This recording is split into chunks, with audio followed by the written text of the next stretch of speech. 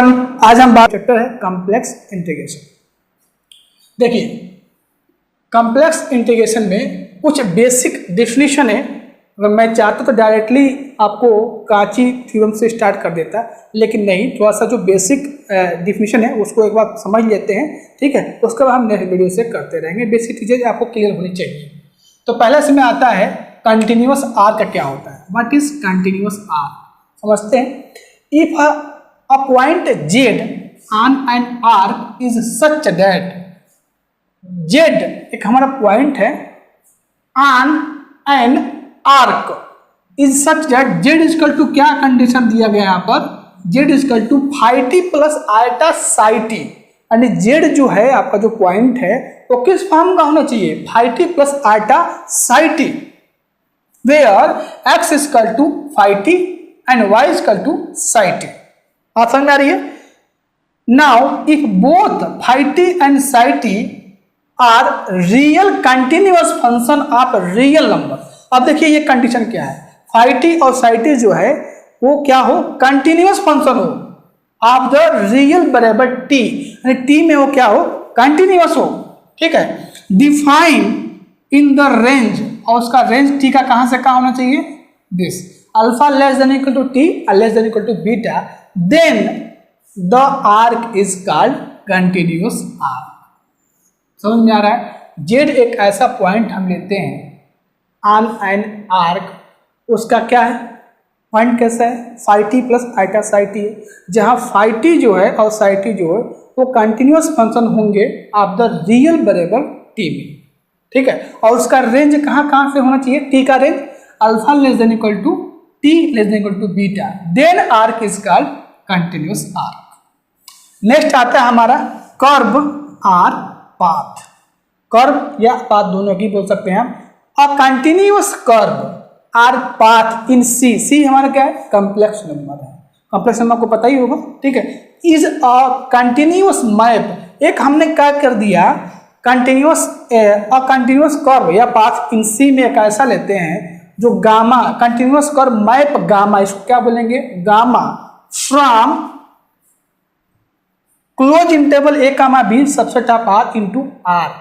That is, यानी एक function हम डिफाइन करें कहां से कहां तक, क्लोज इंटरवल ए कामा बी से लेके कॉम्प्लेक्स नंबर तक, ठीक है।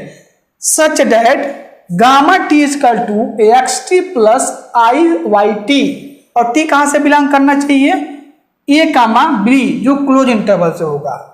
As gamma is continuous path or curve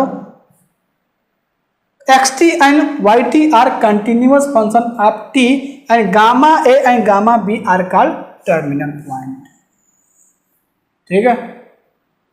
उसके बाद इसके एग्जाम्पल आप देख सकते हैं, x t equal to 1 by t, y t equal to t, ठीक है। इसका लिया गया इंटरवल 1,3 लिया गया है। हाँ, ये ऑलरेडी क्या है, कंटिन्यूअस है। तो इसी को बोलते हैं हम पाथ या क्या बोलते हैं, कर्व बोलते हैं।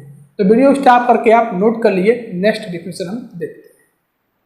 आइए हम नेक्स्ट डिफिनेशन समझते हैं। नेक्स्ट डिफिनेशन जो हमारा क्या है, जॉर्डन आर्क। क्या है हमारा, Jordan arc. If gamma T is a continuous curve t belongs to close interval A comma b and for any t1 less than t2, t1 less than t2, gamma t1 not equal to gamma t2 or every t1 t2 belong to a comma b, then path is called Jordan arc। मतलब कोई भी आपका gamma t defined हो और जो उसका t belong करेगा close interval a कमा b पे, a और b पे क्या हो, इक्वल ना हो, तो हम कहेंगे क्या, वो कर्व क्या है, जॉर्डन आर्क। उस टाइप के जो भी हमारा आर्क होगा वो सब बोलेंगे जॉर्डन आर्क। एग्जाम्पल देखिए, अभी क्लियर हो जाएगा आपको। हमने gamma t equal to E का पावर आयटा टी लिया, इसकी वैल्यू क्या होती है, cos T plus iota sine t. अब देखिए जॉर्डन आर्क है, कैसे, जब हम t बराबर 0 लेंगे तो इनकी वैल्यू क्या आएगी, 1 आएगी, और जब हम t बराबर पाई लेंगे तो उसकी वैल्यू क्या आएगी, -1 आएगी। यानी गामा 0 पे और गामा पाई पे ये दोनों डिफरेंट वैल्यू आ रहा है। इसका मतलब क्या है, ये जो आर्क जो डिफाइंड है गामा टी वो क्या है, एक जॉर्डन आर्क है। समझ में आ रहा है, नहीं आ रहा है। गामा टी जो वैल्यू डिफाइंड है जो इंटरवल डिफाइंड है, क्लोज इंटरवल ए कमा बी डिफाइंड है, ए और बी पे दो उसकी वैल्यू जो क्या है डिफरेंट डिफरेंट है, तो उस प्रकार के जो भी आर्क होगा उसे हम जॉर्डन आर्क बोलेंगे। नेक्स्ट इसमें आ रहा है Jordan curve. If gamma t a Jordan arc on A comma close interval A comma b such that, अब देखिए जॉर्डन आर्क में क्या था कि जो वैल्यू है ए कामा बी पे क्या है, चाहे इसके अंदर कोई भी वैल्यू आपको मिल जाए, दो वैल्यू आपको ऐसा मिल जाए जिन पर ये क्या हो, इसमें ये था डिफिनेशन था कि ए कामा बी से कोई भी दो वैल्यू, कंडीशन ये है कि T1 लेस T2 हो, वो दोनों वैल्यू पे क्या हो, वो वैल्यू डिफरेंट डिफरेंट आ जाए गामा टी की, तो उस आर्क को हम जॉर्डन आर्क बोलते हैं। अब सिंपल जॉर्डन कर्व में देखिए gamma t a Jordan arc on A comma b कोई इंटरवल सच दैट, अगर इसके ए कामा बी पे, ए और बी पे दोनों ये जो भी आपका गामा टी डिफाइंड रहेगा अगर इक्वल आ जाता है then it is called Jordan curve. समझ में आ रहा है? जॉर्डन कर्व किसे कहते हैं? जॉर्डन आर्क पे वो इक्वल नहीं आएंगे, मतलब डिफरेंट डिफरेंट वैल्यू देगा। गामा टी जो होगा इंटरवल से दो कोई वैल्यू लीजिए, आप ए कामा बी से दो कोई वैल्यू लीजिए, और पहला कंडीशन है कि जो T1 आप ले रहे हो इंटरवल से T2 से लेस हो, और दोनों पे अलग अलग वैल्यू क्या हो, अलग अलग आए, गामा टी की वैल्यू क्या है, डिफरेंट वैल्यू आए, तो उस तरह के जो भी आर्क बनेगा उसे हम बोलेंगे जॉर्डन आर्क। और जॉर्डन कर्व में देखिए दोनों वैल्यू पे, वो वैल्यू ए और बी पे जो भी इंटरवल से वैल्यू आप लेंगे, टी की वैल्यू लेंगे, वो दोनों अगर इक्वल आ जाता है तो उस कर्व को हम बोलते हैं जॉर्डन कर्व बोलते हैं। उसको क्या बोलते हैं? जॉर्डन कर्व, मतलब उस आर्क को क्या हम बोलते हैं?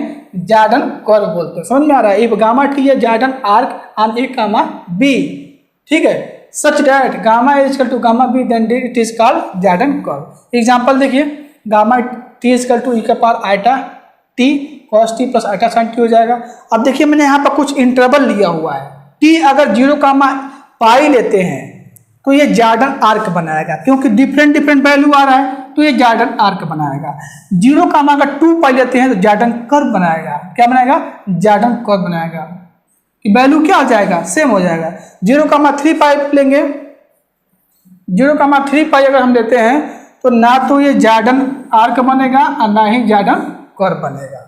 नेक्स्ट डिफिनेशन आता है close curve. What is close curve?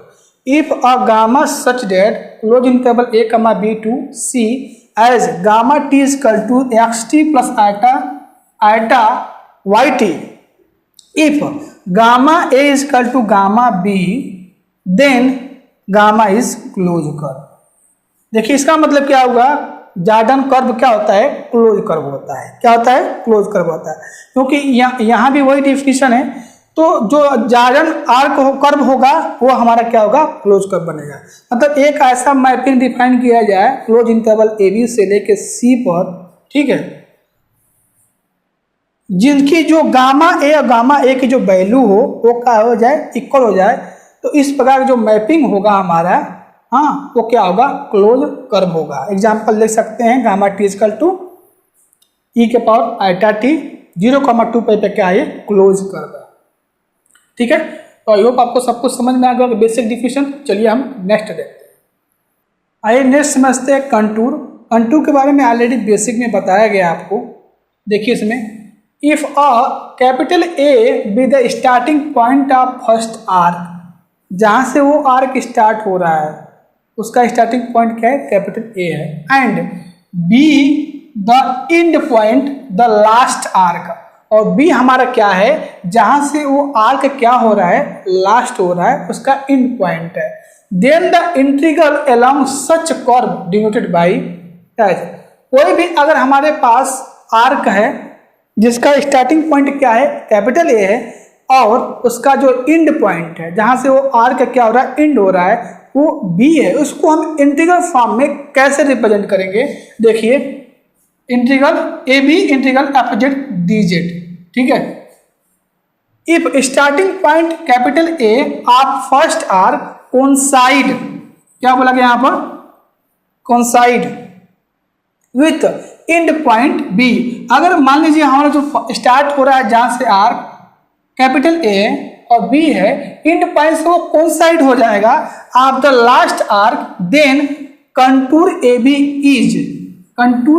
Is said to be close.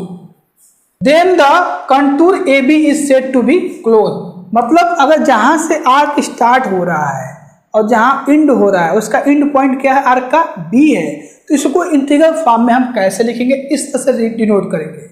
अब देखिए जब ये इसका ए, कैपिटल ए और बी जो इंड पॉइंट है और स्टार्टिंग आर्क का जो स्टार्टिंग पॉइंट ए है और इंड पॉइंट क्या है, बी है, जब ये कोइंसाइड हो जाते हैं तो उसको हम बोलते हैं, ए बी को हम क्या बोलेंगे, said to be closed.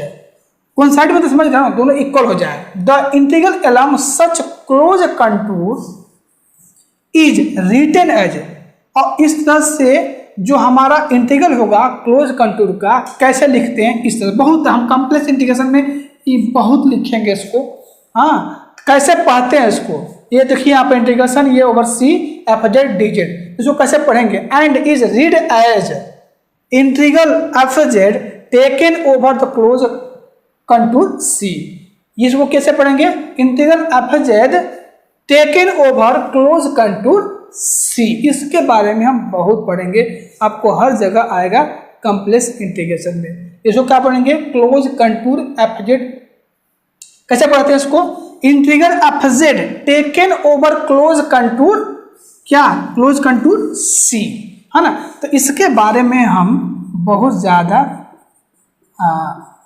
Study करेंगे, ठीक है, इस इंटीग्रेशन के बारे में। तो कोई भी आर्क हमारे पास है, उसका स्टार्टिंग पॉइंट क्या है, ए है, और उसका एंड पॉइंट आर्क का बी है। जब दोनों ये कोइंसाइड हो जाते हैं तो ए बी को हम बोलते हैं क्लोज बोलते हैं। The integral along such close contour is written as this form, F Z integral F Z taken over close contour C, ठीक है। अब कुछ एग्जाम्पल देख लीजिए इसके, रेक्टेंगल हो गया, हाँ, बाउंड्रीज आप क्या हो गया, ट्रायंगल हो गया, कुछ एग्जाम्पल देख सकते हैं आप। वीडियो स्टार्ट करके इसको नोट कर लीजिए। चलिए अब हम नेक्स्ट वीडियो में अपना जो आपका कॉम्प्लेक्स इंटीग्रेशन जो है, जो कुछ और इसके जो आगे के टॉपिक है वो स्टार्ट करेंगे। ये जो डिफिनेशन है इसको एक बार आप रिमेंबर कर लीजिएगा, नोट कर लीजिएगा, नोट्स बना लीजिएगा, ठीक है। प्रीवियस पार्ट को मैं डिस्क्रिप्शन में लिंक दे रहा हूँ, जो भी लेक्चर हुए कॉम्प्लेक्स क्लासेस के उसको आप जरूर देख लें, अपना नोट्स बना लें। चलिए हम नेक्स्ट वीडियो में मिलते हैं, कंटिन्यू करेंगे हम कॉम्प्लेक्स इंटीग्रेशन। तब तक थैंक यू, बाय बाय।